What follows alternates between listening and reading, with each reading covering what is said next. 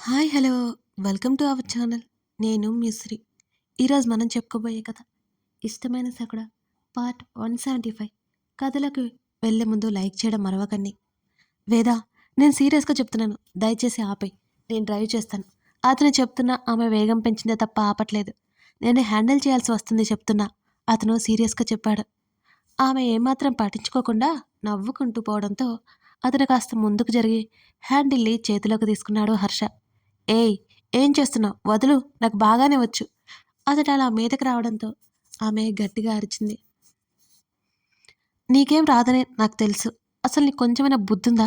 హర్ష తిరుగుతూనే ఆమె చేతుల మీదకు మరింత గట్టిగా పట్టుకుని స్కూటీ స్లో చేశాడు. అబ్బా హర్ష, నేను జోక్ చేశాను, నాకు నిజంగానే వచ్చు అంటూనే అతని భుజం దగ్గరికి రావడంతో ఆమె గొంతు వణికింది. అతని శరీరంలో దాక్కున్నట్టుగా ఉంది ఆమె శరీరం. అది గమనించి ఆమె చేతులు వెనక్కి తీసుకుంది. ఈడియట్, ఇంకోసారి నీతో బయటకు వస్తే అప్పుడు చెప్పు.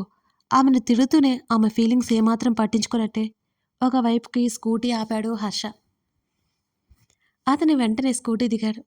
అతను స్కూటీ దిగ్గానే వేద మెడపట్టుకున్నాడు. హర్ష, ఏం చేస్తున్నావు? ఆమె నవ్వాపుకుంటూ అడిగింది. ఆమె ముడుచుకుపోయింది. అసలు నీకు కొంచెమైనా భయం ఉందా అసలు? ఈ డొక్కులో స్కూటీ తెచ్చి తొక్కలో డైలాగులు వేసి నన్ను తీసుకొచ్చావు అని అరిచాడు హర్ష. అదే సమయంలో అక్కడికి ట్రాఫిక్ పోలీస్ రావడంతో అతను చెయ్యొదిలేశాడు. ఓయ్, ఎక్కడికి వెళ్తున్నావు? వెనుదిరిగిన అతన్ని చూస్తూ అడిగింది వేద. నేను నీతో రాను, క్యాబ్ బుక్ చేసుకుంటా. హర్ష చెప్తుంటే అతని దగ్గరికి వెళ్ళింది, స్కూటీ స్టాండ్ వేసి మరి. అతన్ని బ్రతిమాలుకొని మూవీకి తీసుకెళ్ళింది వేద. అతనికి మాస్క్ ఇచ్చి తను పెట్టుకుంది. వేద, నాకు ఇంట్రెస్ట్ లేదు. అతను విసుగ్గా కూర్చున్నాడు. మాలాంటి మిడిల్ క్లాస్ వాళ్ళు ఇలాంటి మూవీస్ థియేటర్కి వచ్చి చూస్తారు. మీలాంటి వాళ్ళు ఏమో హోమ్ థియేటర్లో చూస్తారు. ఇంకోసారి నిన్ను ఇక్కడికి తీసుకురానులే అని మరింత ముఖం చిన్నబుచ్చుకుని ఆమె చెప్తుంటే ఆమెకు దండం పెట్టేసి, అన్నీ మూసుకొని చూస్తా, నువ్వు నోరు మూసుకో అని విసుగ్గా చెప్పాడు. దూరంగా కూర్చున్నాడు. ఆమె నవ్వుని బలవంతంగా ఆపుకొని మూవీ చూడ్డం మొదలుపెట్టింది. చాలా రోజుల తర్వాత చూస్తున్నాడు తెలుగు మూవీ. మెల్లిగా అతను ఇంట్రెస్ట్గా చూడడం చూసి వేద నవ్వుకుంది. ఆ రోజు రాత్రి వరకు ఆమెతోనే తిరుగుతున్నాడు అతను. గగన్కి కాల్ చేసి కాసేపు వేద మీద కంప్లైంట్ చేస్తున్నాడు. ఆమె కూడా తక్కువేం కాదు. గగన్ ఇద్దరిని తిట్టేసి కాల్ కట్ చేశాడు, వాళ్ళ గొడవ పడలేక. ఓపిక లేదు నాకు. హర్ష విసుక్కున్నాడు వేదని. ఇక వెళ్దాం పదా అని అంది వేద. ఇద్దరు డిన్నర్ చేసి మళ్ళీ అదే స్కూటీలో బయలుదేరారు. ఈసారి హర్ష డ్రైవ్ చేస్తున్నాడు. ఆమె వెనుక కూర్చుంది. నాకేంటో హర్ష, నిద్ర వస్తుంది అని వేద చెప్తుంటే, నిద్రపోయావంటే హాస్పిటల్లో ఉంటావు, పిచ్చి వేషాలు వేయకు అని సీరియస్గా వార్నింగ్ ఇచ్చాడు. బాగా తిరిగాను కదా, అలసిపోయాను. ఆమె ఆవలిస్తూ చెబుతూనే అతని భుజానికి తలానించింది. అతని నడుము చుట్టూ నెమ్మదిగా చేతులు వేసి కళ్ళు మూసుకుంది. ఆ చర్య అతను పెద్దగా పట్టించుకోకపోయినా ఆమెకు మాత్రం అది చాలా చాలా అపురూపం. ఆమె ఎక్కడ నిద్రపోయిందో అని తిట్టడం వినిపిస్తూనే నవ్వుకుంది వేద. నువ్వు హార్ట్లెస్ మెన్ హర్ష, వేద చెప్తుంటే అతని చుట్టూ ఉన్న చేతిని ఒక్కటి పీకాడు హర్ష. అబ్బా, వేద చేరొద్దుకుంటూ అరిచింది. రోజు నీతో తిరిగితే హార్ట్లెస్ కాదు, స్టోన్ అయిపోతాను, అర్థమైందా? ఇంకోసారి బుద్ధుంటే నీతో రాను అతను అంటుంటే ఆమె నవ్వుకుంది. ఏమైంది హర్ష అని అమాయకంగా అడిగింది. మరింత ఇష్టంగా అతని వీపుకి చెంపాలించింది. ఆమె చేతులు అతని దేహాన్ని అలాగే చుట్టుకొని ఉన్నాయి. ఏమైందా అని అడుగుతున్నావా? పట్ట పగలే చుక్కలు ఎలా ఉంటాయో చూపించావు నాకు ఇవాళ అని మళ్ళీ విసుక్కున్నాడు హర్ష. అంతేలే, నేనేం చేసినా నీకు కోపం వస్తుంది. మేం మిడిల్ క్లాస్ అనే కదా అంది మళ్ళీ అదే పాయింట్ తీస్తూ వేద. ఇదిగో, ఇంకోసారి ఆ మాట అన్నావంటే ఇక్కడి నుంచి తోసేస్తా చెప్తున్నా అంటూ ఫ్లైఓవర్ మీద ఉండగానే చెప్పాడు హర్ష. అంత పని చేయకు, అసలే మా మమ్మీ డాడీకి ఒక్కగానొక్క కూతుర్ని అన్నది వేద. అలాంటప్పుడు ఇంటికెళ్ళే వరకు నోరు మూసుకుని కూర్చో అన్నాడు విసుగ్గా. నిద్ర వస్తుందంటే పడుకో వద్దంటావు, ఇప్పుడేమో మాట్లాడొద్దంటున్నావు. ఎలా హర్ష నీతో వేగేది అని మరింత గాఢంగా అడిగింది వేద. ఆమె వెచ్చటి స్పర్శ అతని వీపు తాకుతోంది. మరోవైపు ఆమె చేతులు అతని ఛాతీ వరకు వెళ్ళిపోతున్నాయి. ముందు నువ్వు దూరంగా జరిగి కూర్చో, వెనక్కి కూర్చో, అప్పుడే నిద్ర రాకుండా ఉంటుంది అని చెప్పాడు హర్ష. వద్దు వద్దు, పట్టుకోకుండా కూర్చుని ఉండి పడిపోతాను అని మరి కాస్త ముందుకు జరిగింది వేద. హర్ష వెంటనే స్కూటీ ఆపేశాడు. అతను స్కూటీ దిగాడు. ఏంటి అని అడిగింది. ఇప్పుడు నువ్వు డ్రైవ్ చేయి.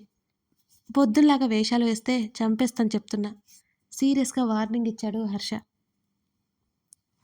ఆమె భుజాలు ఎగరేసి అలాగేనని కూర్చుంది. ఇటువైపు ఎక్కడికి అని అడిగాడు హర్ష. నిన్ను డ్రాప్ చేసి నేను వెళ్ళిపోతాను అంటున్నా ఆమె తల మీద ఒక్కటిచ్చాడు. నువ్వు నన్ను మాటికి కొట్టావంటే బాగోదు చెప్తున్నా. లేకపోతే ఏంటి, నన్ను డ్రాప్ చేసి నువ్వు వెళ్ళిపోతావా? ప్రపంచమంతా అభివృద్ధి చెందిన అమ్మాయిలకు లేట్ నైట్ సేఫ్టీ లేదు. ఈ విషయం నాకు బాగా తెలుసు. ముందు మీ ఇంటి దగ్గరికి తీసుకెళ్ళు, అక్కడి నుంచి నేను కారు పిలిపించుకుని వెళ్ళిపోతాను అని అన్నాడు హర్ష. అబ్బా హర్ష, ఇంకా నైనే కదా, ఏం పర్వాలేదు, నేను డ్రాప్ చేసి నేను వెళ్తానులే అని అన్నది వేద. ఇంకాసేపు అతనితో ఉండొచ్చనే ఆలోచనతో, ఆశతో. నోరు మూసుకో అని కసిరి అతను ఎవరితోనో ఫోన్ మాట్లాడాడు. వేద ఇంటి ముందు బైక్ ఆపింది. ఇదే మన మహామహల్ అంటూ చేతిని అటువైపు చూపిస్తూ చెప్పింది వేద. సింగిల్గా చిన్నగా ఉన్న ఆ ఇంటిని చూస్తూ తలాడించాడు అతను. ఏంటి ఊపుతున్నావు? కారు వచ్చే వరకు లోపలికి రా ఆమె చెప్తుంటే అతను అసలు ఒప్పుకోలేదు. కుదరదు, నువ్వు పో అతను సీరియస్గా చెప్పాడు. అరే బాబు, మా మమ్మీ డాడీ ఏమనుకోరు, నువ్వు రా. అంతేకాదు, వాళ్ళ ఇంట్లో కూడా లేరు వేద అన్నది. నోరు మూసుకొని వెళ్ళు అంటూ అతను మరోసారి కాల్ చేశాడు డ్రైవర్కి. షిట్ అన్నాడు. ఏమైంది? ఏం లేదు, కారు వస్తుంది, నువ్వు పో అని అన్నాడు.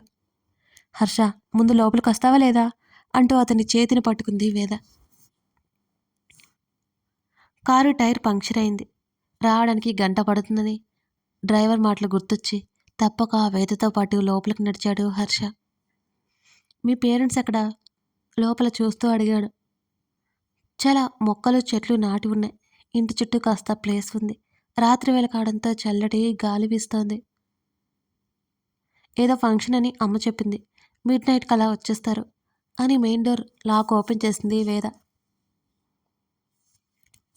లోపలంతా చీకటి. లోపలికి వెళ్ళగానే లైట్ వేసింది వేద. హాలు మోస్తరుగానే ఉంది. హాలుకి అతుక్కుని కిచెన్ ఉంది. మరో 4 గదులున్నాయి. ఇల్లు విశాలంగానే ఉంది. హర్ష, నువ్వు కూర్చో, నేను 5 నిమిషాల్లో వచ్చేస్తాను అని చెప్పి అతని ముందు వాటర్ బాటిల్ పెట్టింది వేద. అతను సరే అన్నట్టు కూర్చున్నాడు. మేఘన ఉన్న రూమ్ దగ్గరికి వెళ్ళాడు గగన్. అతను బయటే ఉండి కాల్ చేశాడు. మేఘన కాల్ లిఫ్ట్ చేయలేదు. మరో 2 సార్లు చేశాక కూడా మేఘన కాల్ లిఫ్ట్ చేయకపోవడంతో అతనికి విసుగు లాంటిది వచ్చింది. మరోసారి కాల్ చేశాడు. ఆమె లిఫ్ట్ చేసినట్టు లేకపోతే వెళ్ళిపోవాలని అనుకున్నాడు గగన్. మేఘన కాల్ లిఫ్ట్ చేసింది. గగన్. మేఘ, నేను ఆల్రెడీ వచ్చాను, బయటికి రా అని అన్నాడు అతను. గగన్, లోపలికి వచ్చే అని మేఘన చెప్పి కాల్ కట్ చేసింది. అతను లోపలికి వెళ్ళాడు. తలుపు తెరిచే ఉంది. అతను అన్నేళ్లలో ఒక్కసారి కూడా లోపలికి రాలేదు. కింద హాలు, ఆ ఏరియా చూస్తే అతను మెట్లెక్కి పైకి నడిచాడు. అక్కడే ఒక రూమ్ ఉంది. వేద లేకపోవడంతో సగం రూమ్ ఖాళీ ఉంది. అతను వెళ్ళగానే ఆ గది డెకరేషన్ చేసినట్టుంది. అతను ఒక్కింత ఆశ్చర్యంగా చూస్తూనే లోపలికి వెళ్ళాడు. ఒక చిన్న టేబుల్ డెకరేషన్ చేసి ఉంది. దాని మీద వైన్ బాటిల్స్, పక్కనే గ్లాసులు ఉన్నాయి. గులాబీ పరిమళాలు అతన్ని తాగుతున్నాయి. అతను తల తిప్పి చూశాడు. మేఘన ఫ్రాక్ కింద భాగం కనిపించింది. నెమ్మదిగా తలెత్తి చూశాడు గగన్. బ్లాక్ కలర్ ఫ్రాక్లో ఉంది మేఘన. ఆమె జుట్టు ఒకవైపు భుజం మీదుగా ముందుకుంది. ఆమె చాలా కంగారు పడుతున్నట్టుగా ఉంది. ఒకదానితో ఒకటి కలిపి ఆమె 2 చేతులు చెబుతున్నాయి. అతను ఆ గది అంతా గమనిస్తూ మేఘన్ని గమనించాడు. ఆమె నెమ్మదిగా తల ఎత్తి చూస్తూ అడుగులు ముందుకు వేసింది. ఆమె గట్టిగా ఊపిరి పీల్చుకుని అతన్ని చేరింది. అలా అంతా చూస్తున్న హర్షకి ఒకవైపు వేద ఫోటోలు కనిపించాయి. అతనంతా గమనిస్తుండగానే వేద బయటకొచ్చింది. ఒకే ఇంట్లో కలిసి ఉన్న ఇద్దరికి ఇప్పుడు ఒంటరిగా ఉన్నా కొత్తగా ఏమీ అనిపించలేదు. ఆమె డ్రెస్ చేంజ్ చేసుకుని జుత్తు ముడిపెట్టుకుంటూ వచ్చి అతని పక్కన కూర్చుంది. మీ ఇంట్లో సగంలో సగం కూడా లేదు కదా మా ఇల్లు అని అడిగింది. నీకు ఆ టాపిక్ తప్ప మరో టాపిక్ దొరకదా వేదా అన్నాడు. ఆ మాటకి నవ్వింది. ఇంకేంటి సంగతులు అని అడిగింది. నథింగ్ అని అన్నాడు హర్ష. అంటే ఇంట్లోనే ఖాళీగా కూర్చుంటున్నావా అని అడుగుతున్న ఆమె వైపు సీరియస్గా చూశాడు హర్ష.